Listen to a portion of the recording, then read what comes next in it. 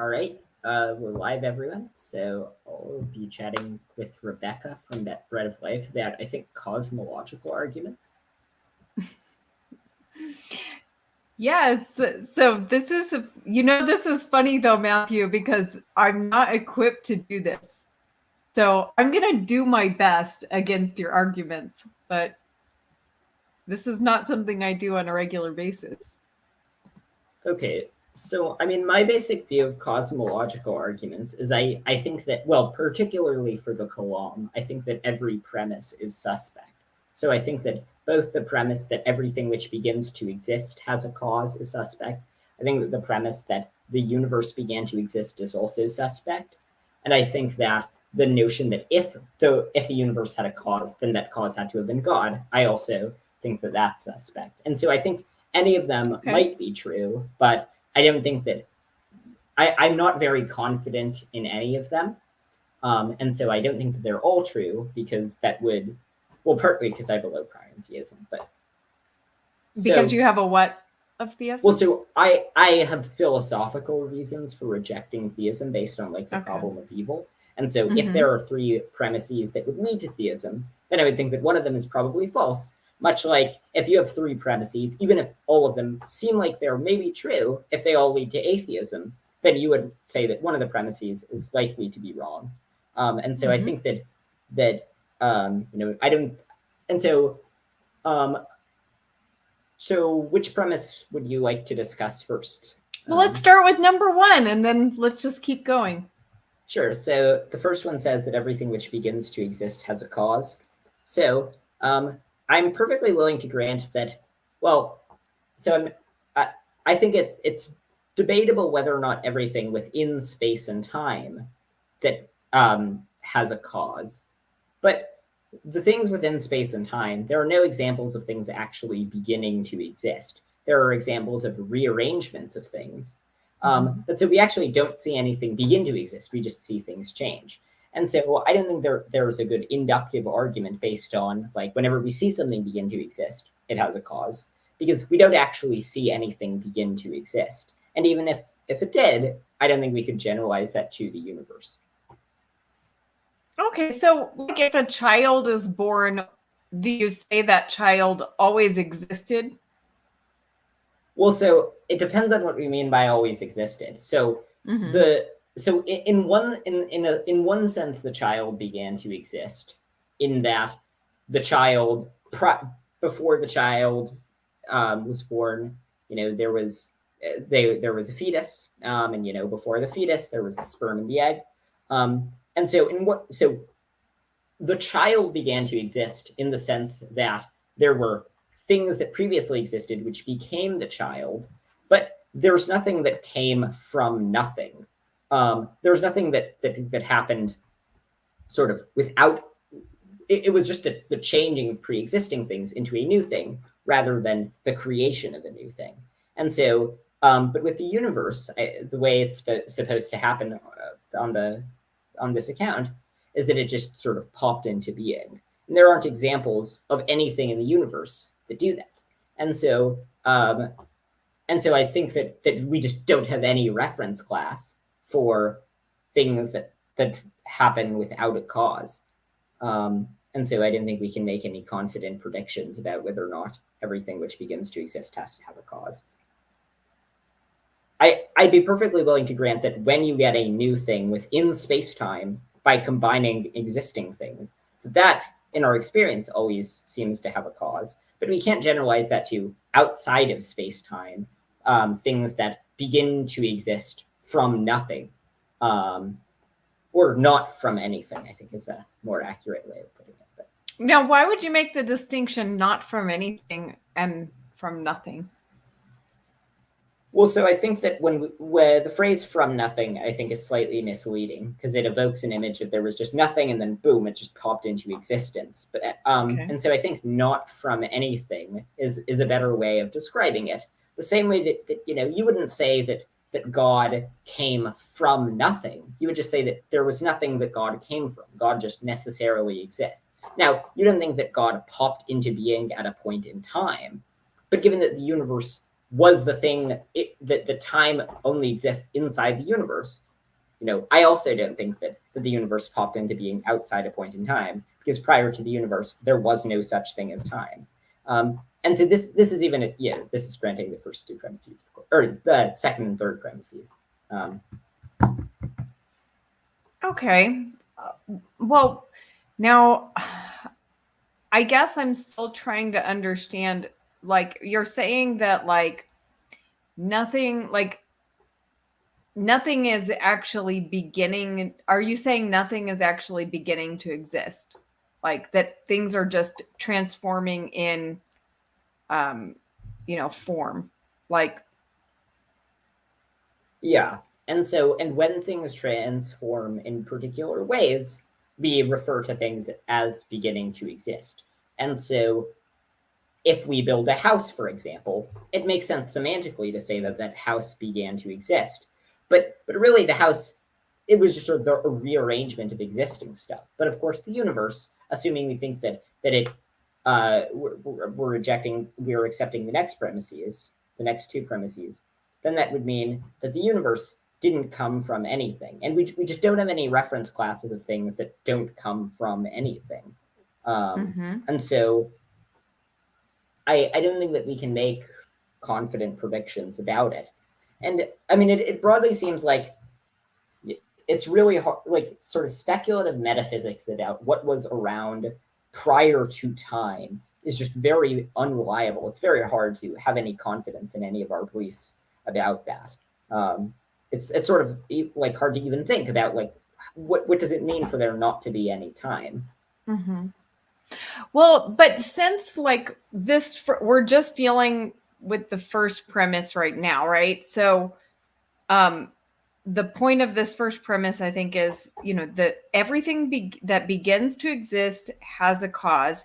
And we're just talking about things within our observation, right? Like, we're only talking about observable things, right? Like, in our experience, in our observations, things that do begin have a cause. I think that's all we're trying to say here. Well, I would dispute that we see anything beginning to exist in the relevant sense. But it's also true that everything which we see beginning to exist, if we broaden the sense and say that we do see things that begin to exist, begins to exist within the universe. And so you could make a similar inductive argument. You could say everything which begins to exist is inside the universe. The universe is not inside the universe. Therefore, the universe didn't begin to exist. And so just there's a reference class problem, given that you can generalize it to things that begin to exist have to have a cause, but you can also come up with a bunch of other generalizations about all the things in our experience that would seem to rule out God. So, one other thing would be everything which begins to exist is not created by an omnipotent being. But that doesn't mean that we couldn't generalize that to say the universe is not created by an omnipotent being. And so ultimately, I think that just relying on our intuitions based on our very limited set of experiences and attempting to generalize that across sort of what things were like prior to time is not going to be very reliable. Okay, so do you want to keep going? Is there more that you want to discuss with this part, or do you want to go on to the next one? Well, I mean, on this premise, is there like, I think I've given a few reasons to reject it. Do you have any sort of responses to it, or the reasons I've given to reject it? Well, I mean, I still feel like I kind of feel like the idea that things don't begin is a little bit of a cop-out, because they're like, we do see things begin. And I mean, you could get technical and say, well, it's a rearranging of matter and energy or whatever, but like, when a child is born or when a child is conceived, right? Like, there is something there, a real being that did not exist before that now exists. I mean, so I think it's kind of hard when you're dealing with things like that, like people and animals and other things too. Like you said, house, did the house exist? No, it didn't. Sure. So I think we can talk about beginning to exist, but we should be careful with our terms. So let's refer to it as beginning to exist from pre-existing things or not from Yes. pre-existing things. And so then the generalization would be everything which begins to exist from pre-existing things had a cause. Okay. But that doesn't mean that the universe, which didn't begin, which didn't come from any pre-existing thing, that doesn't mean that it had a cause, because there are two different classes of things. Okay, what would give us the idea that the universe began from non-pre-existing things? Well, so if the universe is just defined as all the physical things that there are, then to the extent that then to the extent that we are denying that the universe had a cause, then that would mean that if the universe didn't have a cause, then it couldn't have come from anything prior, because the universe is just all of the physical things that are. Okay, I'm trying to follow you, but I might need you to repeat that. Or I think well, so I think a better definition of the universe. Let's just use the universe to refer to space-time. And so, so if the universe is space-time, so if space-time emerged from something prior, well, then I would say that would be then, which is actually sort of the view that I lean towards. If space-time emerged from something that's sort of outside of space-time and pre-space-time, then that would just be a rejection of the third premise, or the premise that says that if the universe had a cause, that cause is God. And so if the universe came from something else, then I think that, but that thing is not God, then that would be accepting the first two premises, but then just saying that the thing that caused the universe was not God. And so that would be a rejection of the third premise. Okay, well, now let's talk about the second premise. Yeah. So the second premise says that the universe began to exist, and I don't think that this premise can be. I think that this premise is likely false. So there are sort of two objections I would have to it. One would be that I think that you can just have an infinite past, and I don't think that the objections to an infinite past are very good. But second, I think that even if you think that you can't have an infinite past, if we adopt the B theory of time, which says that time is basically a four-dimensional block and that there's no objective present, so every moment is equally real. There's not an objective now. Right. Each moment is simultaneous. Then that would mean that the universe is just sort of like a four-dimensional block with each of the points happening. And so it didn't begin to exist. There was no sort of relevant like first moment in time. And Craig has actually agreed that if the B theory of time is true, it would defeat the Coulomb cosmological argument. But the B theory of time seems to be the consensus both among philosophers of time and among physicists. And so Craig has, I think, sort of shot himself in the foot, given that he admits that if this view is true, then it would mean that, and this is the consensus view, then it would mean that his argument doesn't work. Okay.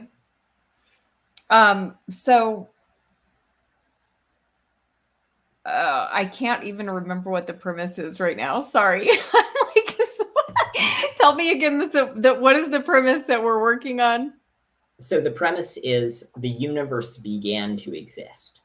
Okay, yes. So you're saying you don't think the universe began to exist. What is your explanation for the origin of the universe? Well, I think that there could be an infinite regress of past events, or I think that the universe could be a four-dimensional block, as the B theory of time says. And so it didn't begin to exist in the sense that there was like this moment in time when the universe was created, but rather the universe just is this thing that possesses all of the moments in time. And so, if we think of time as like a four-dimensional block, much like if we just imagine a three-dimensional square, that doesn't seem to raise any like weird temporal paradoxes. If we just think of the universe as like a four-dimensional object, well, then that doesn't raise any weird paradoxes either. And so that would seem to be rejecting the notion that the universe began to exist. Now, what appeals to you about the idea of the universe did not begin to exist? Like, what causes you to believe that? Well, so that I don't have very strong views on whether or not the universe began to exist. I would suspect that it probably did not, assuming we think that the B theory of time would prove that the universe did not begin to exist. But I don't have super strong views about it. But I think people who advance the cosmological argument think that the universe began to exist, and then they think that that proves God. And so I think that none of the premises are on as firm ground as they think that it is. Now, I'm a little confused because, like, I have heard, and like I said, I don't even look into this, okay? But I've heard scientific arguments for a beginning for the universe, right? Like, the issue with heat, like if, the universe always existed, and then I've heard then, we would have expended all the heat. And so, and then I know there's like, okay, well, then there's the, universe reversing or whatever, collapsing and then restarting and all this stuff. But it seems kind of,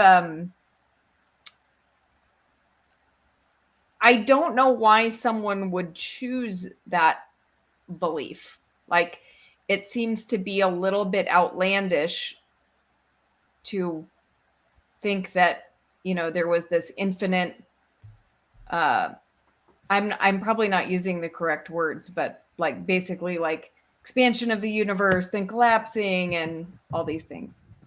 So what makes you think that that is the best explanation? Or what is, how do you understand it if, like, according to the scientific explanations, the universe cannot have always been in existence in the form that it is? So yeah, so I think that so I'm not sure why. So I think that the B theory of time is probably correct, and that would prove that the universe didn't begin to exist. But can you explain to me how it is that the B theory of time helps with the matter? Like, I understand that, okay, time would be kind of it's, I guess I still don't understand how that overcomes like the issue of the heat and the energy. So the B theory of time doesn't. Well, okay. So I'll address the heat and the energy stuff first. So that assumes the laws of quantum of physics that apply within the universe that we know about, but we can't generalize that to things that are going on outside of the universe. And I like, it seems like generally, I'm not a physicist, but it seems like most physicists who have looked at the matter have concluded that there's nothing in physics that would rule out the possibility of an infinite past. Craig is fond of touting the Borg-Guth and Vilenkin theorem, but to show this. But Guth, I think it was Guth. Maybe, yeah. Or maybe it was Vilenkin, but I'm pretty sure it was Guth.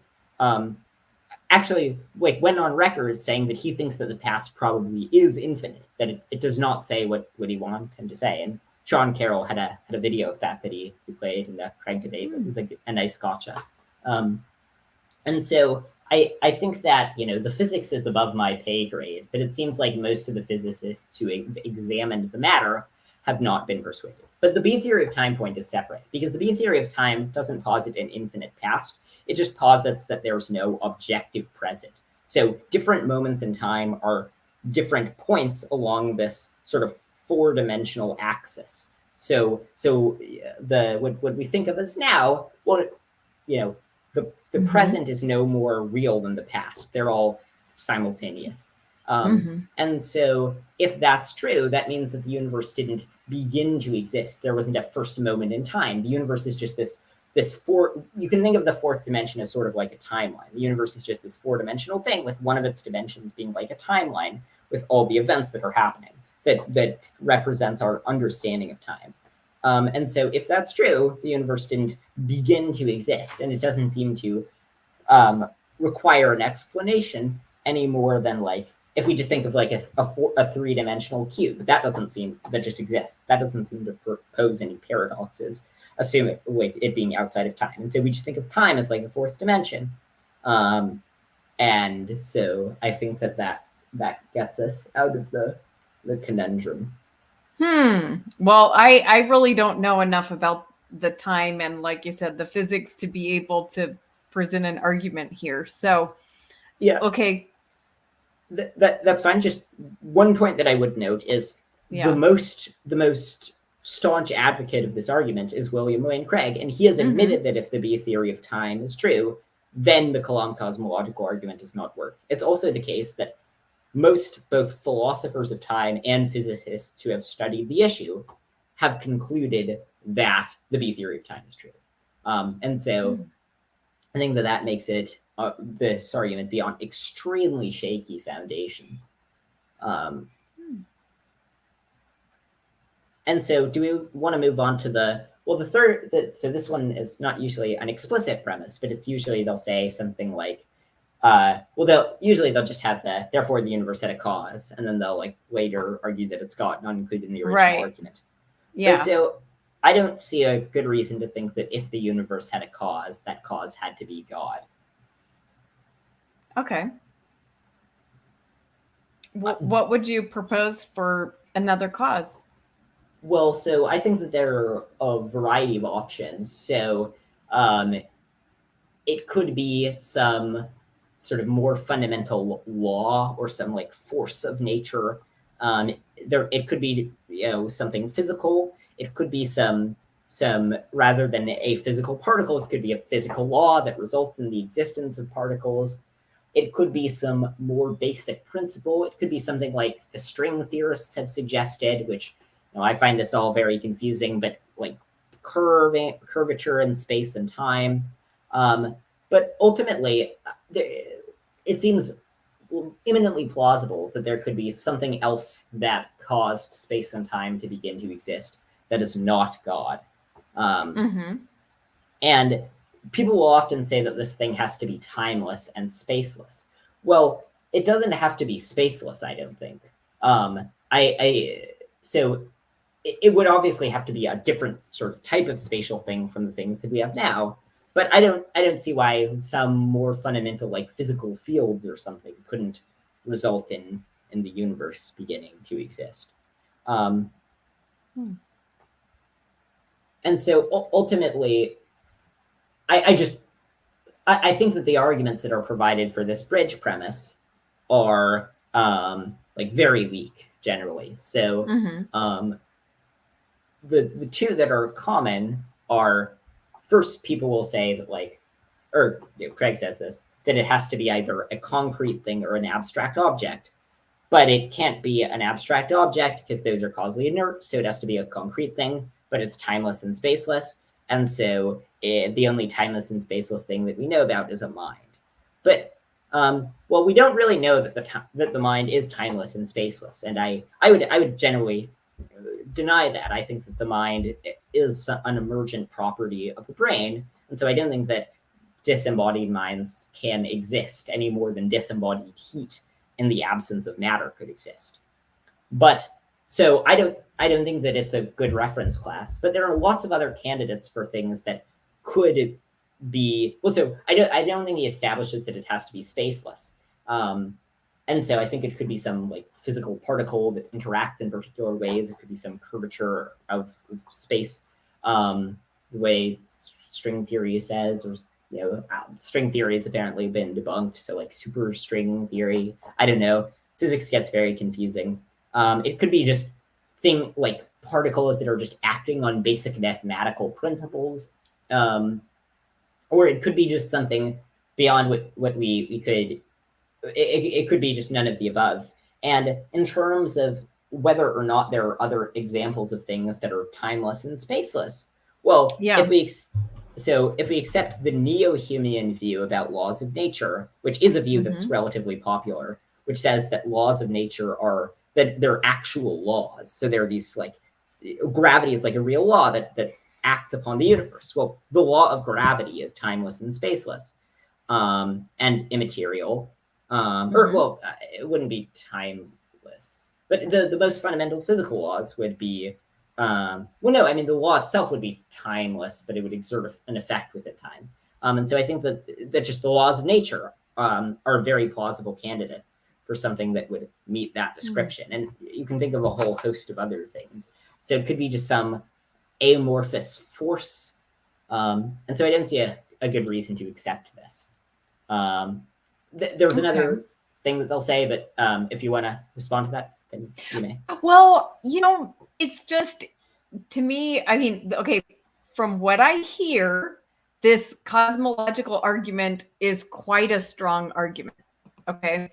So it seems that if there was somebody who actually could articulate this argument, maybe this wouldn't be so easy for you.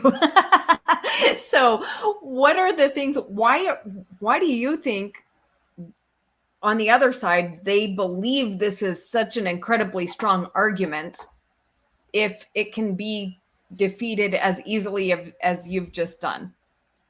Well, so I mean, I think that each of the premises there are ways of, well, I mean, so I think that for the first premise, that everything which begins to exist has a cause, it's very hard to support that except with like an incredulous stare, like, what? You just think that things can happen without a cause? But the other ones get into sort of complex details about physics and cosmology. But I mean, ultimately, I don't think that the theists have very many great arguments to choose from, frankly. So, I mean, I think that the mortal argument is often run, and I think the mortal argument is just completely bunk. And so, ultimately, I don't have a great sociological explanation for why theists run arguments that I don't think are very good. Because there are some arguments that I think are pretty good. What do you think is good? So some of the arguments that I think are good.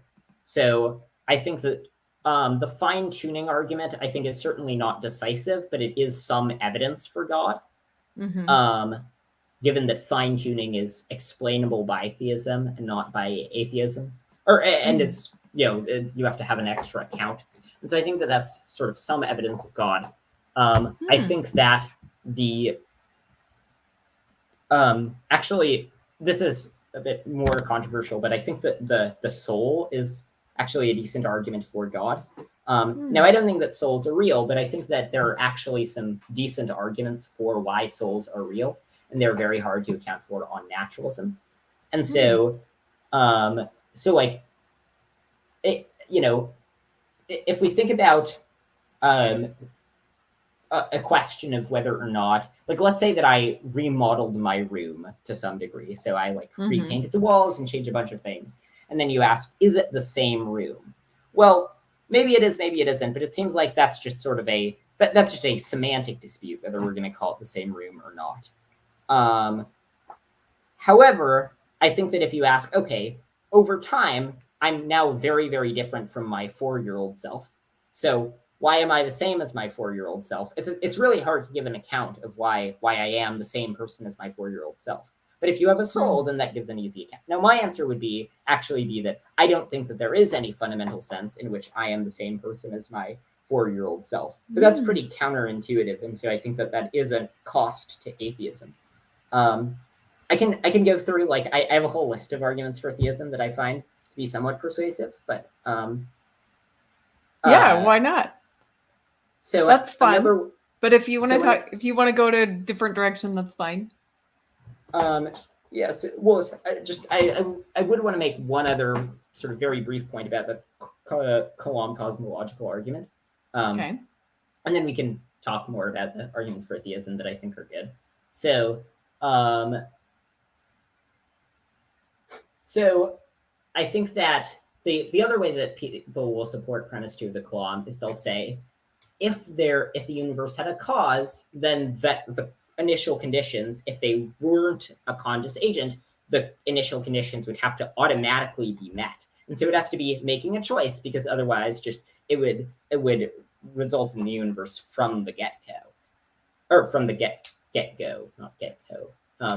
And so I don't, like, I think that reasoning about what things are like absent time is a really futile endeavor. And I think that especially on the B theory of time, if we just think of like there being some primordial laws, and we think of the universe as this like the cosmos, the theory of everything, as being this like thing in 5-dimensional space which produces 4-dimensional universes. It's just I don't think that it runs into those problems. But I think that God does have a problem, because it's not clear that the idea of making a decision makes any sense outside of time. So like, if we think of thinking, there has to be a time before you came to your decision, and then you came to the decision, and so a time after. But if we think that God was outside of time, well, it's not clear how the notion of making a decision makes any sense outside of time. So I think interesting that you said that. Yeah. I just had somebody on my channel, Dr. Ryan Mullins, who wrote a book called The End of the Timeless God. And he doesn't believe that God is timeless.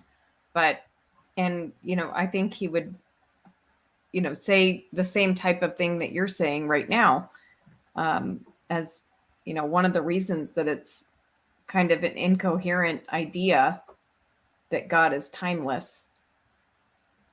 Sure. So, but if God is not timeless, then I think that the Kalam goes away, because time already has to exist, pre-God.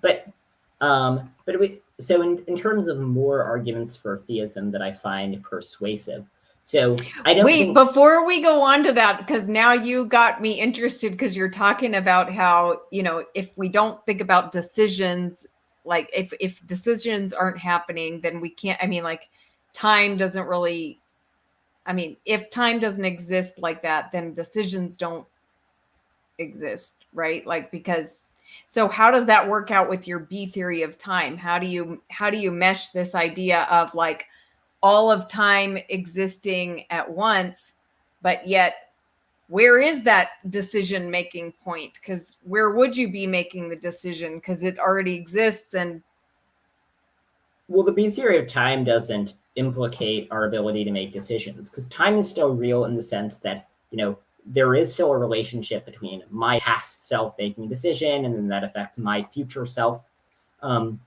But purely in terms of so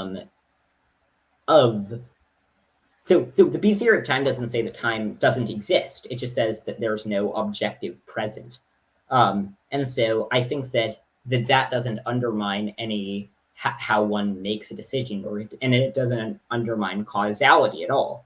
It only undermines causality to say that one is making a decision in the absence of time.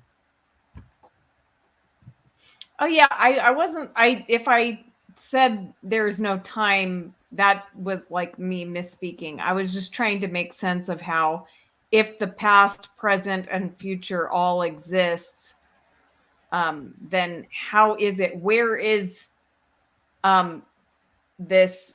Where are we making decisions? Well, so our past self makes a decision, or our whatever point, like whenever we make the decision to be theory of time, would say we made that decision the same way that the A theory of time would. The A theory of time just says that there was an objective past. So there was a moment. So like last Friday, it was last Friday. That was the objective present. And now it's objectively now. In the B theory of time, it doesn't deny the causal interaction between different temporal points. It just says that there's no objective present. And so this moment is no more real than any other moments. Each moment is, well, I would say existing simultaneously, but of course there isn't an like external A theory at which they exist simultaneously. They're all just coexistent. Okay. Okay, I don't know if I can get my head around that, but let's go on. So you want to tell me the good arguments. So you find you find the cosmological argument weak, the moral argument weak. You like the fine-tuning argument. Well, I think that the fine-tuning argument is some evidence. Okay. So I don't think that it's anywhere near decisive, but I think that it should cause us to update a bit in favor of theism. And I think that the cosmological arguments should maybe cause us to move a little bit towards theism, but definitely less than the fine-tuning arguments. Another argument for theism that I find, so I don't think that the traditional moral argument that says that if God does not exist, then objective morality doesn't exist. I don't think that that's a very good argument. Okay. Because of Euthyphro's dilemma. So the question is it good because it corresponds? Well, actually, there are like a bunch of reasons I think it's not a good argument. But so if you just define goodness as whatever corresponds with God's nature, then the sentence God's nature is good is just the same as saying God's nature is God's nature. And so it seems like to say God is good, goodness has to be this thing that's outside of God in order for it not to just be a tautology. And if you say that a thing is good, just if it corresponds with God's nature, then God's nature could be anything. And so God's nature could be in favor of torturing infants, and then it would be objectively good to torture infants. And so I also think that, so there's a related problem, which is if God makes a moral command, or if God has an element of his character, the question is, does he have an external reason for doing that? Or does he not have an external reason? If he has no external reason for doing it, then it just seems it's arbitrary. It's not clear how it gives us reason giving force. But if there is no external reason, then well, if there is an external reason, then that would just be what morality is. It's about those external reasons. So and there are like a bunch of problems, I think, with the traditional moral argument. But I do think that there is a way to salvage the moral argument. Well, to just make a completely different moral argument, but that I think is some evidence for theism. So the two elements of the facts about morality that I think count in favor of theism are, one, I think that we have moral knowledge. And I think moral knowledge is unexpected on naturalism. It's not like, it's hard to give an account of why we're likely to get moral knowledge. But on theism, it's very expected. God would want us to have moral knowledge. And so you can say, maybe morality would still exist absent God, but but theism is better able to account for us having moral knowledge. I think that the second way in which morality can point to God is by, so even though morality would still exist absent God, Sorry. No problem. In the absence of God, it would be unlikely that there would happen to arise beings to whom morality applies. And so you could imagine beings arising. You could imagine there being things that arise that don't have moral worth, right? Most things don't have moral worth. Rocks don't matter morally. And so on theism, it gives a good account of why God creates the types of beings to whom morality applies, for whom things can be good or bad. Well, on naturalism, it's hard to give a good account of why the types of beings to whom things can go well or poorly happen to exist. So I think that those are decent moral arguments for God. Cool. Okay. What else? So I think that consciousness is another piece of evidence for God, given that I think that theism can provide a reasonable account of consciousness, and namely that God makes us conscious. Well, on naturalism, consciousness is this really difficult and tricky problem that seems to raise all these paradoxes and require rejecting all these assumptions. Now, I would note that I think that all of these things are only evidence for God if we don't consider other facts about them.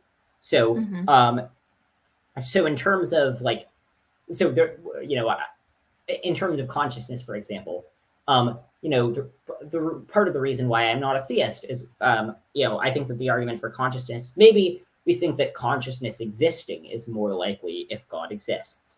But the odds that consciousness would be tied to brains would be pretty unlikely. And so it's not clear why God would make it so that if you damage the fleshy stuff in our skull, it affects our behavior radically. And if there's lead in the drinking water of children, why that would affect their behavior and make them more violent. It seems like a much better way of doing it would just be to make it so that minds and brains are independent. And so to the extent that that's true, then that gives us good reason to think that that consciousness is overall actually evidence against theism. And so I want to sort of make the caveat clear that I don't think that these arguments are I don't think that these are decisive. And I think that when we consider more facts about each of these pieces of data, then they generally tend to support naturalism. But I'm just sort of presenting the facts about the world that I think most support theism. Cool. There are more if you'd be interested in hearing them. Yeah, definitely. This is fun. So one other is Plantinga's evolutionary argument against naturalism. So the argument is that on naturalism, it's hard to give so the probability of our rational faculties being reliable on naturalism are much lower than on theism. So God would make it so that we're rational and able to form rational beliefs. But on naturalism, it's hard to give an account of why evolution would make it so that we're able to form rational beliefs. So the probability of us being able to form rational beliefs is higher on theism than on naturalism. I also think that there are certain puzzles in biology, like how you get abiogenesis, that weakly point towards theism, but I don't think that they're especially strong. I think that so I was reading Swinburne today. One argument that he had that I think was pretty clever is that naturalism needs to posit both physical things and laws of nature to guide them. And the odds that those would both happen to exist seem pretty low. And so naturalism has to posit this strange coincidence of these two things that happen to exist. Because physical things that don't interact with no laws of nature wouldn't do anything. Laws of nature with no physical things don't do anything. And so theism is able to, in one fell swoop, provide an account of both of them, while naturalism has trouble accounting for them. So I think that that is a decent argument. And then the last argument that I would present would be that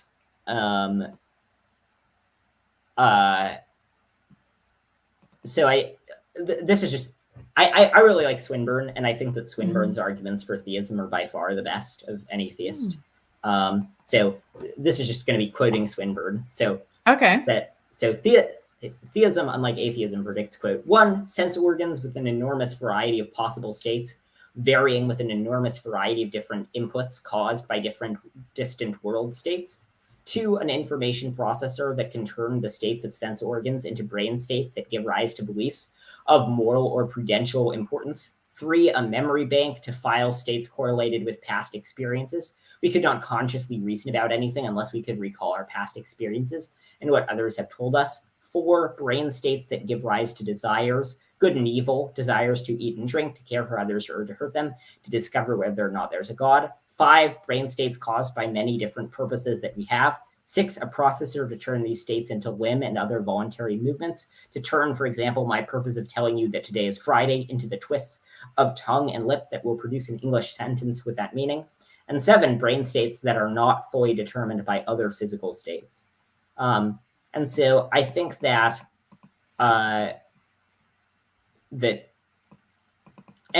theism also seems to provide a good explanation of why there's beauty in nature. So I think that those are the pieces of evidence that I think are the strongest for theism. But then I think that when we analyze any of them in depth, then they end up generally supporting naturalism over theism.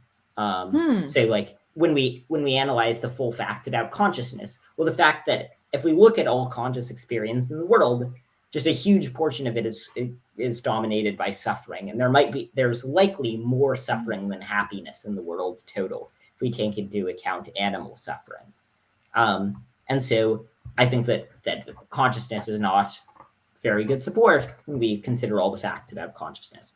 I think when we consider all the facts about fine-tuning, 1, it's not that clear why God would finely tune the universe, why he wouldn't just make a non-finely tuned universe.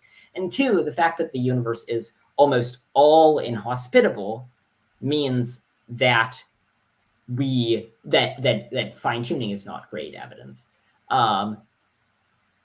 In terms of beauty, I think that there's a parallel argument from ugliness. So maybe the fact that there is beauty is some evidence for theism, but then the fact that there's lots of ugliness would be similarly evidence against theism that would seem to hold similar force.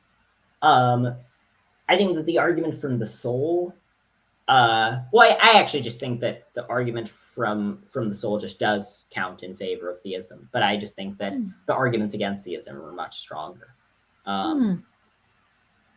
So I know that I would like to know what you think are the strongest arguments against theism. I know the problem of evil is a big one for you. What are the other ones that you think are really the strongest? Well, so, I mean, I think that they would all broadly be classified. So I think that the problem of evil and the problem of hiddenness are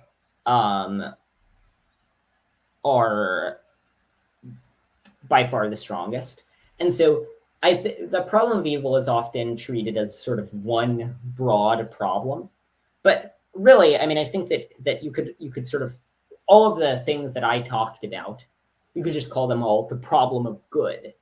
And say, like, theism just has one argument, the problem of good. But really, the sheer variety of evils, I think, make it so that it's not really just one argument. There are a variety of different evils that intertwine in complex ways. And so I think that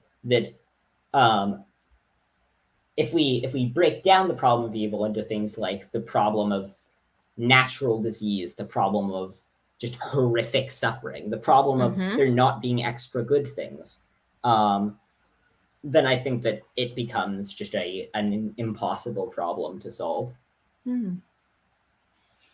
So you mentioned the problem of divine hiddenness, but would you say there's an equal problem on the atheist side with people like me who say, no, God isn't hidden. I know God.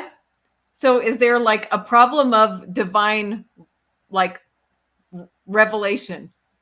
Well, so I think that divine revelation is not good evidence of God, because there are lots of people who think that they have a series of inconsistent divine revelations, and we can give a plausible naturalistic account of divine revelation. So as a result of that, we know that divine revelation is not reliable, because if it were reliable, then there would be all these contradictory religions that would all be true. So as a result of that, I think that the problem of divine hiddenness, maybe lots of people,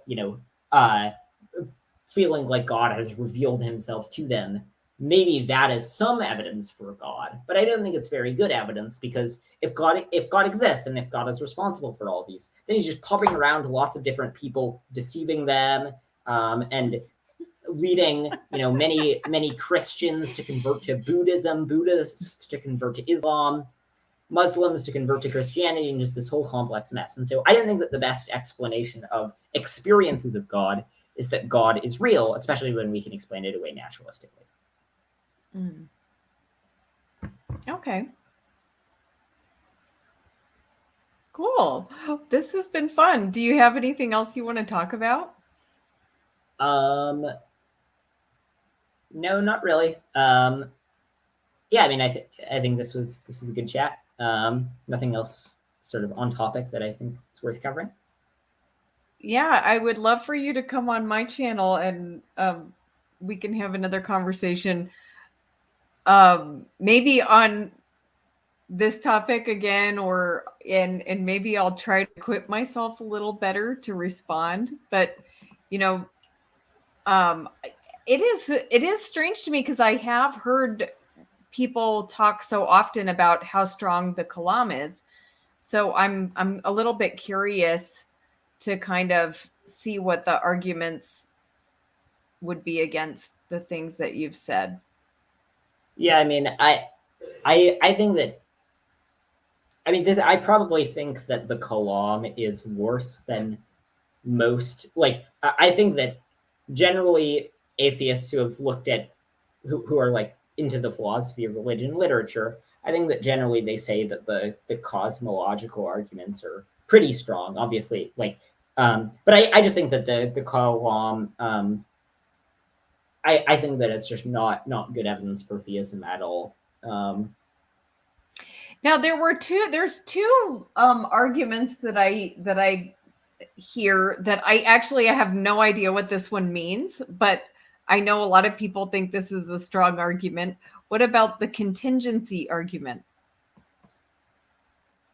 Yeah, so I can explain the contingency argument. So the contingency argument, basically it says that, so things are either necessary or contingent, and something is contingent if it depends on something else and could be different. So me picking up this pen is contingent because I didn't have to pick up the pen. I made that choice. But something like the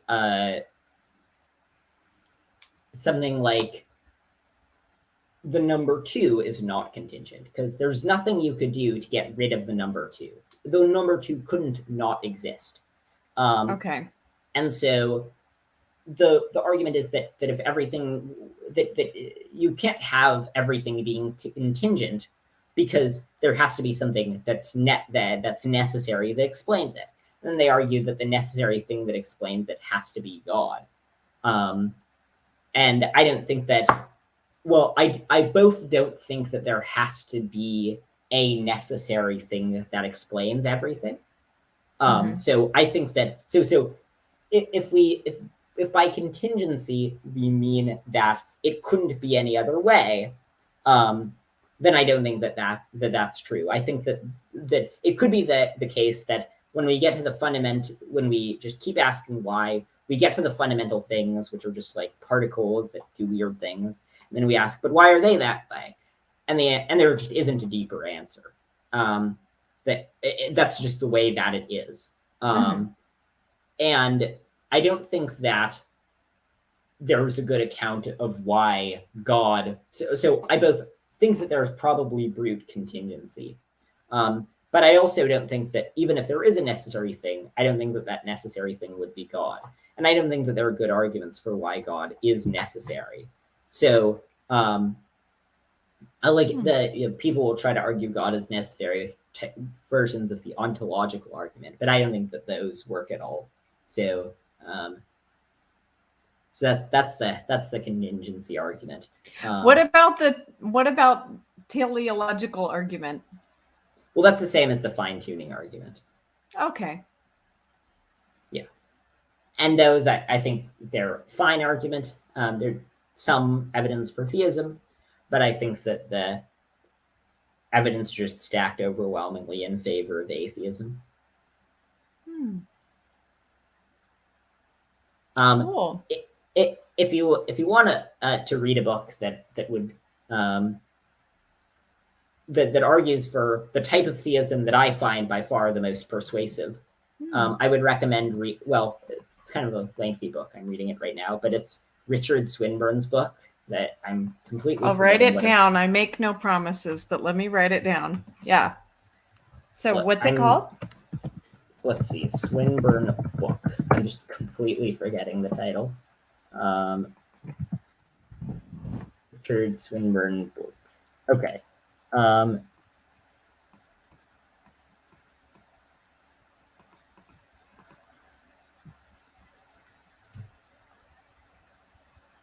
Maybe it's called The Existence.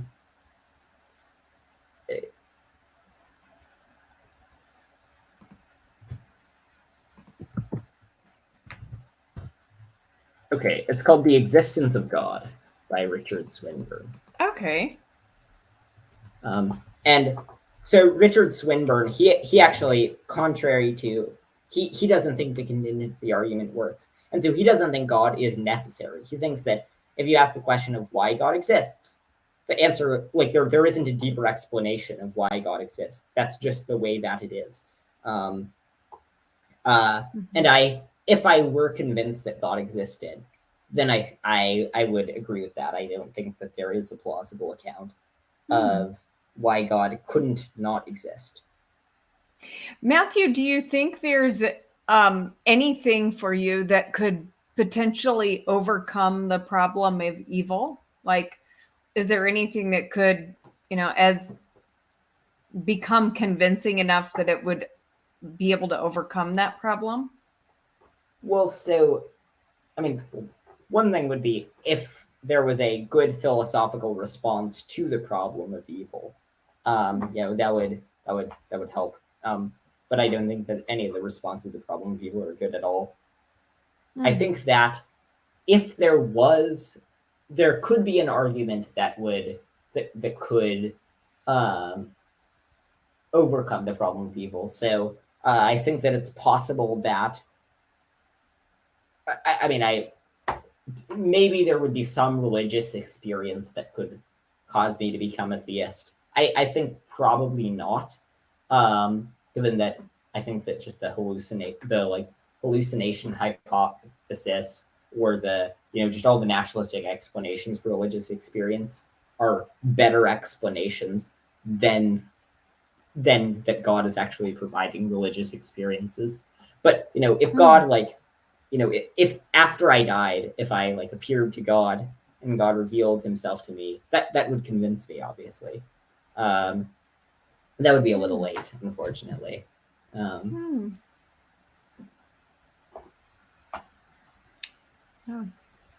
Well, thanks for talking. It's been fun. Yeah, it's been fun. Oh, one other thing that would convince me. So if there was a way to just completely so there are lots of, I think, very good explanations for fine-tuning, including that I just don't think that it's clear that the universe is finely tuned. But if we were able to prove that there was just a super narrow range of conditions under which life could exist, and if you changed any of a million parameters by even one part in 10 to the millionth power, you could convince me of, and you could rule out the existence of a multiverse or a recurring universe or anything else. you know, if the fine tuning evidence is like more than, let's say, like 10 to the power of 40 to 1 or something, then I think that would be sufficient to get me to theism. But it would have to have a lot of force, because I think that the problem of evil is a very good argument. Okay. Right? Someone says he's getting, Sample Pack says he's getting flashbacks to the Bread of Life Gutsick Gibbon conversation. Ah! I don't feel like this conversation is at all like that. But wait, what happened in the Gutsick Gibbon conversation? Oh, well, Erica kind of schooled me, and but it's fine. It's just I wasn't prepared for her at all. But I don't know why, but like these types of talks are different to me. But so I didn't feel that about this conversation at all. So well, okay, so sorry, just one last point. Sure. So I think that even, continue to accept theism, but I think you should definitely believe in evolution, given that evolution is the overwhelming consensus among people who have studied the issue. It is quite well established scientifically, and I think that if you posit evolution, that actually gives you a better way of getting out of many theological problems. So if you say that everything was designed by God, then you have the difficult task of explaining why God would, for example, make it so that our nose was sufficiently near our mouth to result in lots of people choking to death. Well, if you say God had a reason for allowing evolution, then you can give an account of that. And so, and I think that, denying evolution is as well established a view as nearly any in science.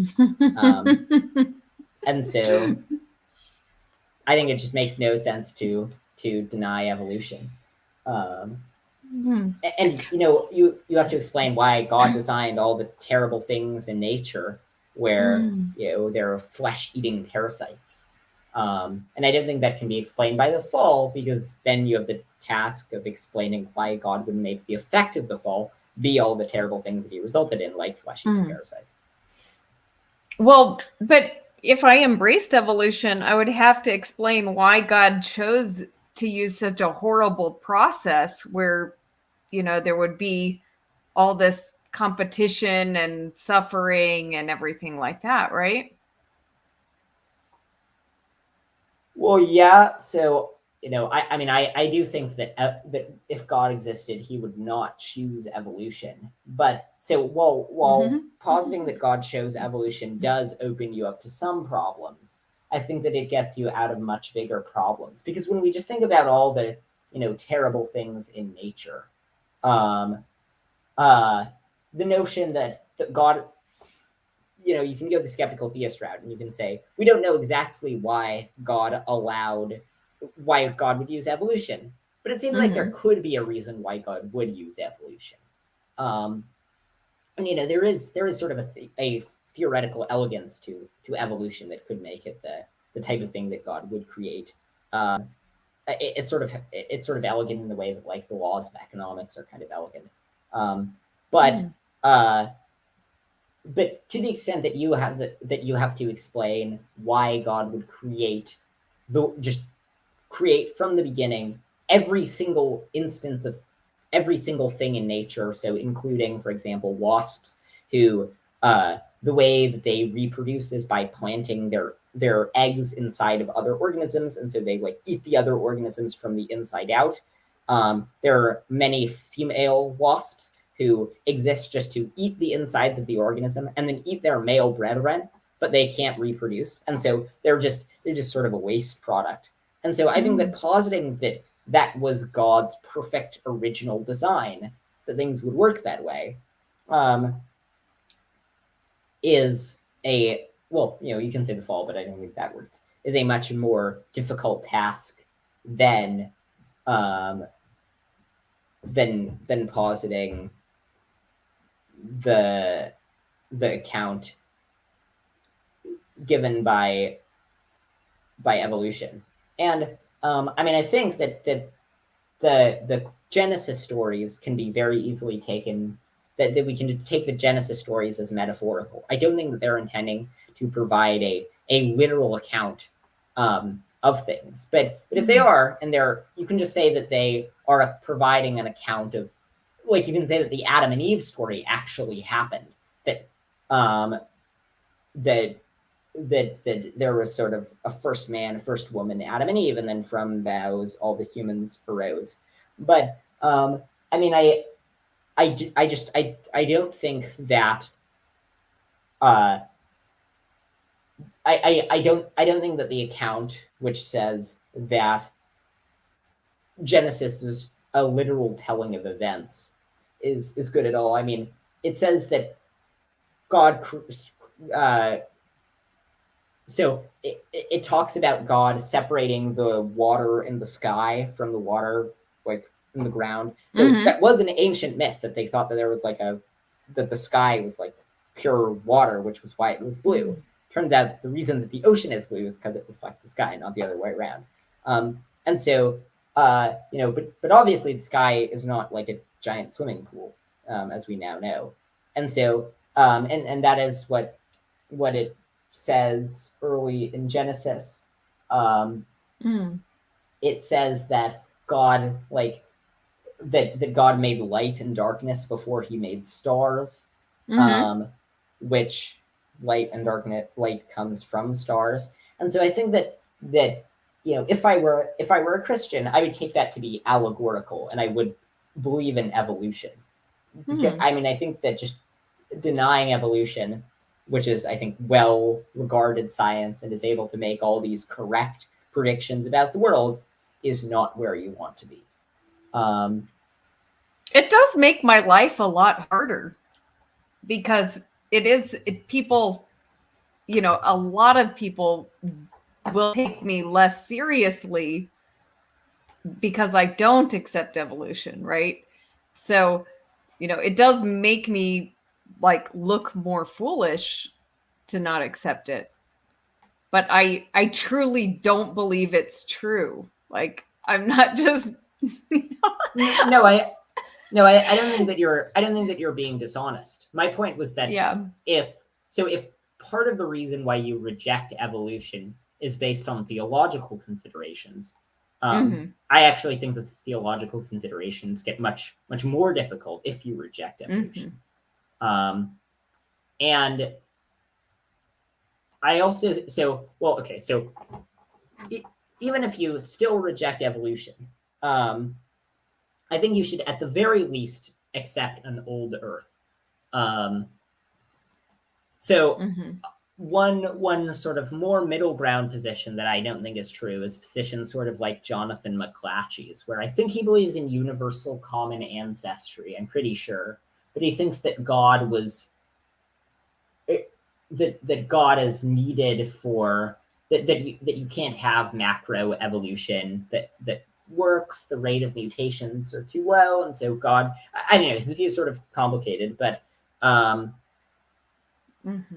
but I think that an account, I mean, the evidence for an old Earth is just very, very decisive. I mean, one piece of evidence is that we see starlight from stars that are billions of years away. So do you think so? So if assuming that the starlight is accurate, then that means that we're seeing light from a star as it was a billion years ago. But if there were no stars a billion years ago, there were no stars 20,000 years ago, then that raises a problem.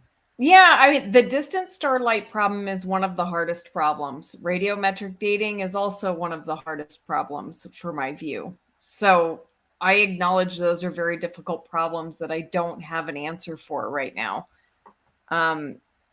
Eat Honey, Be Happy says it also, talking about evolution, it also drives many young Christians away from Christianity, Rebekah, because so many Christians make them choose evolution or God. Well, I think that's unfortunate, and I never tell anyone that they can't believe in both evolution and God. And I tell them, if you don't agree with me, don't listen to me. Go listen to the Christians who believe in evolution. Like, I don't care what anybody believes about evolution. So and unfortunately, though, I do believe that's true, that some people are being given that, kind of choice. I mean, they're kind of like setting it up as, believe one or the other. And I do think that's unfortunate. But yeah, I can't change my view based on, the most popular idea. So right, I wasn't suggesting you change your view based on popularity. I was just saying that I think that the evidence for evolution is very, very good. So I know. And Matthew, that you think that is true is one of the great sources of frustration for me. Like, that is very frustrating to me, that you and so many other people believe that evolution is so well established. I don't think that's true. And so of course, I'm not an expert in this area, but I feel like the problems with evolution are so great that it really does need miracles to overcome. So if it needs miracles, if we're going to believe in miracles, why not just believe in the miracle of creation? So well, let's grant that evolution needs miracles. I don't think it does, obviously, but let's grant that it needs miracles. So so if evolution needs miracles, then that allows you to have an account where you say God did miracles to make evolution work. But if you have an account where you believe in intelligent design, then so you need more than miracles. You need God engaging in active deceit. So God sending us starlight from stars that appear to be billions of years old, but really never existed. You need God setting up these monuments that when we do radiometric dating, they appear tens of thousands of years old, but they're really not tens of thousands of years old. And so I think that if we compare them, so on the one hand, we have, even if we grant that it needs a miracle, surely God doing a miracle to intervene in creation is much more likely than God than God lying to us and God being intentionally deceiving us. Yeah, but I reject the idea that God is intentionally deceiving us just because humans make assumptions about things, right? Like right now, okay, to our measurements and to what we understand about physics and everything, right? It appears we have a problem getting distant starlight here fast enough, right? So that appears to be a problem right now, but I don't think that we should assume that we have everything figured out about the way that distant starlight arrived to us, because we have like models that are being overturned all the time. There's lots of stuff, with like our understanding of the universe that is in flux and changes. And so I don't think we should assume that it would be God deceiving us. I don't see it that way at all. I don't think, go ahead. So, I mean, we have a variety of different metrics for dating rocks. And when we do all of them, we get rocks that are older than the Earth, according to young Earth creationist views. And so what's the explanation of why? So, each individual method does not have a 100% success rate. But if they all converge on one answer, then that answer is probably true. So as a result of that, it seems like the only way to say that we live in a young Earth would require saying that God is actively deceiving us about this. Well, but there's things that we may not know about the history of the Earth and where that radioactivity came from. So, like, we're assuming that things have been going on. The assumption there is that things have always been going on as they are now. And so our equipment and what we're testing is still accurate. And so I think we have reasons to be skeptical about, data that we're using now to learn about the past. And so, I mean, there may have been, something in the past that caused this radioactivity that we this decay that, and maybe it isn't even decay, maybe it is something else. So I don't think we can. It is probably the most difficult problem facing young Earth creationism, but I don't think it's a conclusive one.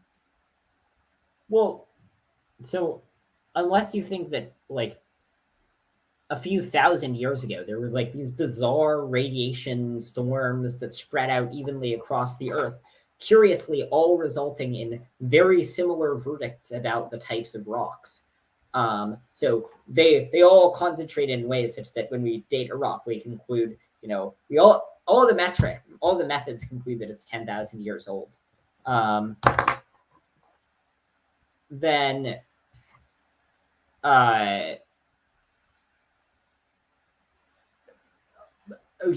and the odds of that are near zero, then it seems like there's no way to salvage your account that says that we live in a young Earth. Yeah, well, I do have to admit, defending a young Earth is something that I am not truly capable of. I would have to become an expert in quite a few fields of science to be able to argue persuasively, and I'm not equipped to do that. And I don't even, so I fully admit, as I've done many times, that my belief in young Earth is much more of a belief, but I separate that from my disbelief in evolution. Okay. I think these are two separate things. Like young Earth, I think I am much more like weighing my view of the biblical account. Like it is much more of a belief than, if I did not believe the Bible, if I didn't believe the account in Genesis as, a narrative about history, I would not be a young Earth creationist. But with regard to evolution, I think that's something different. And I think that even if I didn't believe the Bible, I would not believe in evolution. So, and somebody in the thing asked, do I have something that lays out my reasons for not believing evolution? I don't have a comprehensive thing, but I do have a channel called Examining Evolution that I haven't really made that much stuff for it yet, but there are a few good things on there.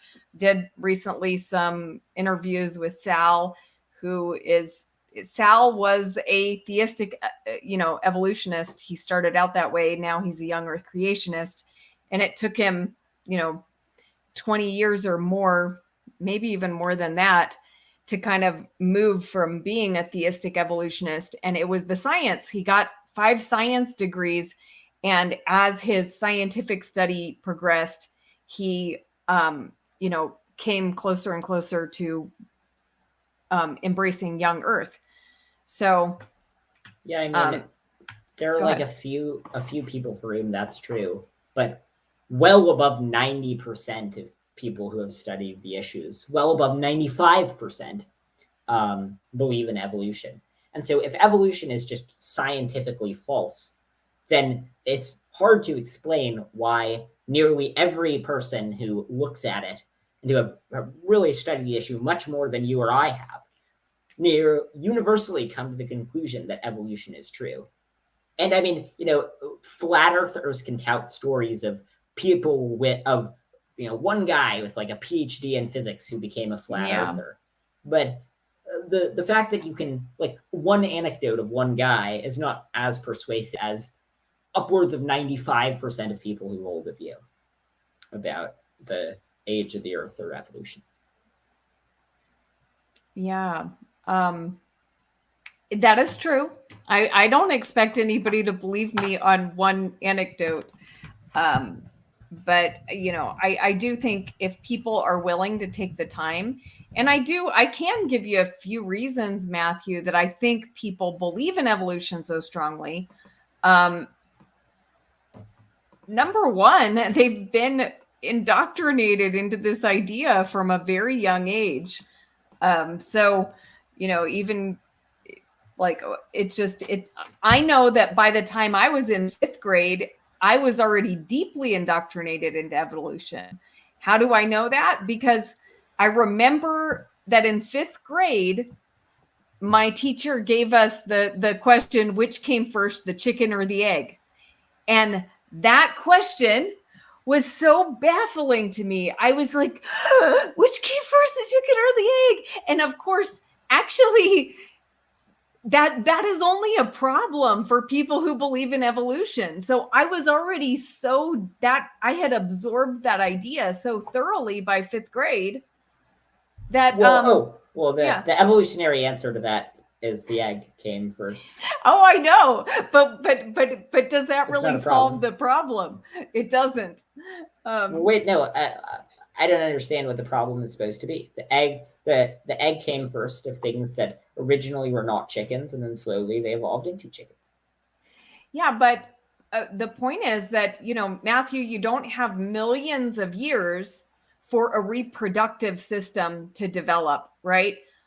An organism must have a reproductive system functioning and ready to go. And not only that, with regard to chickens, you not only need the chicken's reproductive system, you need a totally different and compatible reproductive system. It needs to have a mate.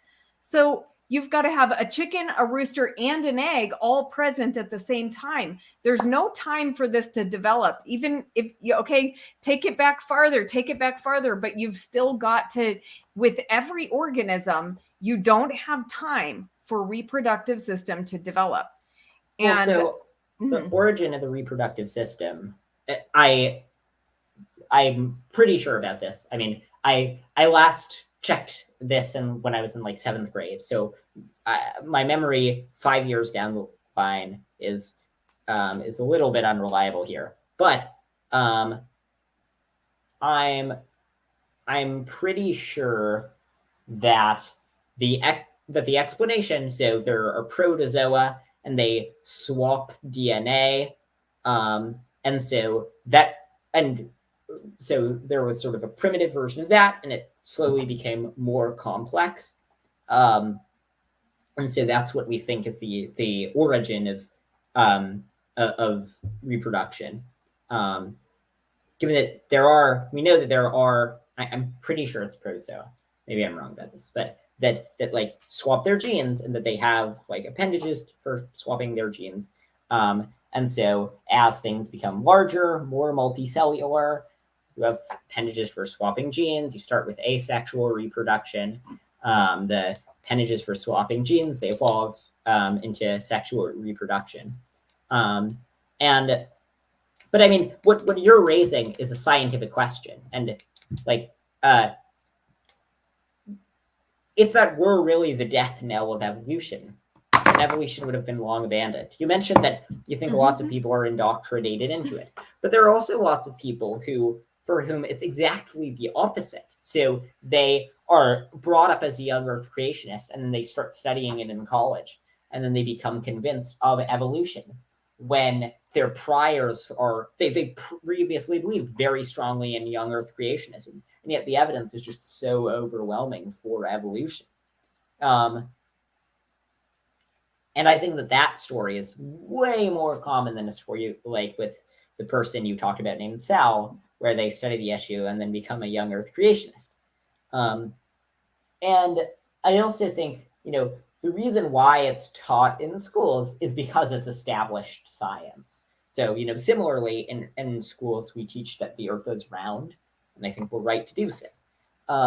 And so the reason why we don't say that there's controversy about that is because there really isn't controversy about that. And so I think that before it was taught in schools, there was already a consensus in the scientific community around evolution. And that consensus didn't come from being taught it in schools. It came from studying the evidence, and the evidence overwhelmingly favors evolution.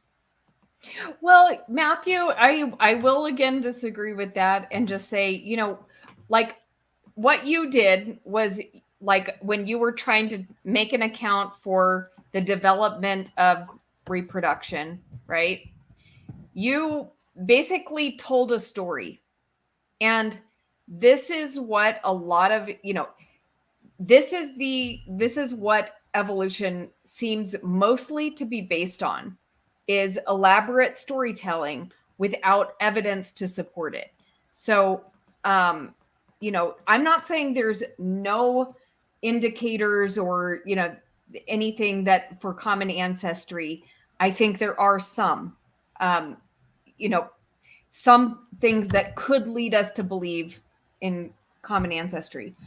But things that would cause us to believe that organisms could develop and all of their complex systems could develop slowly over time by mutation, I don't think that we have the evidence to support that. What we have is a lot of elaborate storytelling. So I really would tell. I know it's like an impossible thing to like stand against, the majority, like you said. Okay, it seems that there's no, controversy over this, but I think that's an error. Yeah. So go ahead. I just Googled it, and it says the origin of sexual reproduction can be traced to early prokaryotes around 2 billion years ago when bacteria began exchanging genes via conjugation, transformation, and transduction. Though these processes are distinct from sexual reproduction, they share some basic similarities. In eukaryotes, true sex is thought to have arisen in the last eukaryotic common ancestor, possibly via several processes of varying success, and then to have persisted. So, and what would be the scientific evidence that supports that statement? Well, I'm not too familiar with this thing in particular, but what I think it would be is we look at different bacteria. So we see that some do conjugation, then we see a step where there's this sort of more advanced, like type of gene exchange, whatever, right? And so, and it's slow. We see a bunch of organisms, and they increasingly resemble sexual reproduction. And so we just see sort of the steps from A to B. And maybe we don't have that in this case. Maybe we do. I don't know. I'm not super familiar with this case. But we have that in quite literally hundreds of cases where we have fossils that show the bridge between different types of organisms. And so that's sort of how we basically verify evolution. And then we look at things through that lens. But even if you grant that there's no way that there is, so what you're talking about is what's called irreducible complexity, which people like Michael Behe talk about, where the notion is you have something where you have a bunch of different things and none of them work unless they all already exist. And so they couldn't evolve because they only work if you just make them all together. So, and their bacterial flagella is used as an example. Now, I don't think that that argument works, but people like Jonathan McClatchy, who he does think that the argument works. And so he's a theist. He believes in an old Earth, and he believes that God was that you need God for many of the steps in the evolutionary process. Now, I think that he's wrong about that, but I think that that would be a step up above your current view. No offense, but I think problem. That, I want people to have as correct views as possible. So even if you're going to continue maintaining a view that I think is incorrect, I think that would be an improvement. Like, hopefully your view will, through we'll see the process of evolution the way we see it. And in evolution in nature, it'll slowly evolve. So it'll start with universal or with an old Earth, and then it'll all snowball from there. Well, yeah, for those who are listening and just think this lady is just crazy, she shouldn't believe any of this stuff, then yeah, I do recommend not listening to me. Look, there's tons of Christians that have totally accepted evolution. I mean, I'm on the Capturing Christianity Bereans group, and I'm a black sheep on there because they're all these, all the smart people are theistic evolutionists, it seems. So, there's plenty of people who have embraced that view. And I appreciate you looking out for me, Matthew, and trying to help me. Yeah. Right. This seems like a good place to wrap it up. I also should have dinner soon. So. Yeah, good. Okay. Thank you so much. It was fun. Yeah, thanks so much. Right. Talk later. Thanks for watching, everyone. Bye. Bye.